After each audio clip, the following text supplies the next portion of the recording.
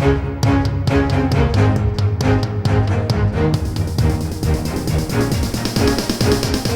is the Washington Times front page for Tuesday, June 22nd, 2021. Thanks for joining us. I'm George Gerbo. The Supreme Court has ruled that the NCAA cannot bar colleges from giving athletes education-related benefits. Legal Affairs reporter Alex Sawyer and sports reporter Matt Paris report the justices, in a 9-0 ruling, upheld a decision by the Ninth U.S. Circuit Court of Appeals that said college athletes could receive unlimited compensation for their endeavors as long as the benefits are related to education, such as internships, laptops, or payments for tutoring. The athletes that brought the case, known as Alston v. NCAA, argued that the college governing body's rules on educator relation compensation were unfair and violated antitrust laws. Attorneys for the athletes said the justice's decision opens the door for further challenges to the NCAA's position that college athletes shouldn't be paid. Justice Brett Kavanaugh further challenged the amateurism setup in a concurring opinion, suggesting the NCAA's restrictions on pay may be unconstitutional. On Capitol Hill, Democrats have labeled their major election overhaul the For the People Act, but when pollsters talk to the people themselves, many say they'd rather take a pass. Stephen Dinan and Carrie Murakami report as the Senate prepares to vote on the legislation, Americans are conflicted.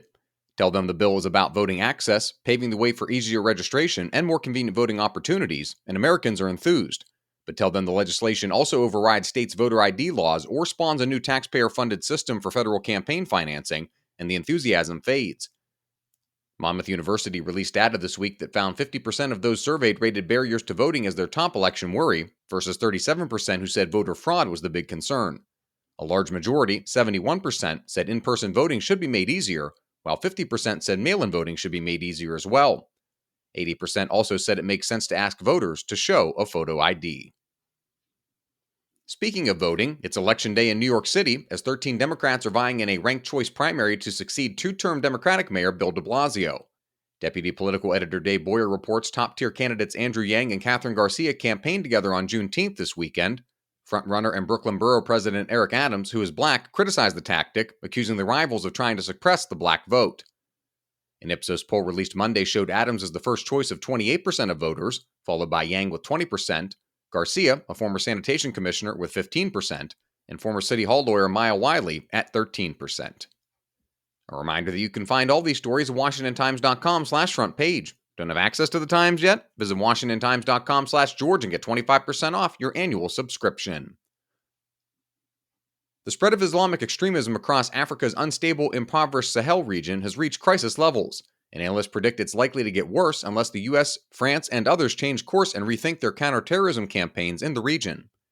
Pentagon correspondent Ben Wolfgang reports top defense officials who spent 20 years battling jihadi groups now say the Sahel is quickly replacing the Middle East as ground zero in the global war on terror. The region is a loosely defined geographical stretch across northern Africa that encompasses parts of about 10 countries. There's little sign that the situation will improve, with French President Emmanuel Macron pulling back France's long military role in West Africa, and with little political will or public appetite in America for another decade of war. Specialists say the region faces a grim future and could become a breeding ground for extremist groups to plot attacks against the U.S. and Europe. And finally, New Zealand weightlifter Laurel Hubbard has made history by becoming the first openly transgender athlete to qualify for the Olympic Games. Valerie Richardson reports at 43, Hubbard is nearly twice as old as many of her competitors. She transitioned at age 35 and then rose to the top ranks of international women's weightlifting after a career as a junior male lifter. New Zealand officials defended Hubbard's selection. They noted she met International Olympic Committee and International Weightlifting Federation criteria by keeping her serum testosterone level below 10 nanomoles per liter for at least 12 months before competition, and declaring her gender identity as female for at least 4 years. Find all of today's front page stories at WashingtonTimes.com/front page or on the Washington Times app, and subscribe for free to the front page. Just search Washington Times on your favorite podcast platforms. You can also follow us on Twitter and Instagram at Wash Times for breaking news, sports, commentary, and more. Washington Times, I'm George Gerbo.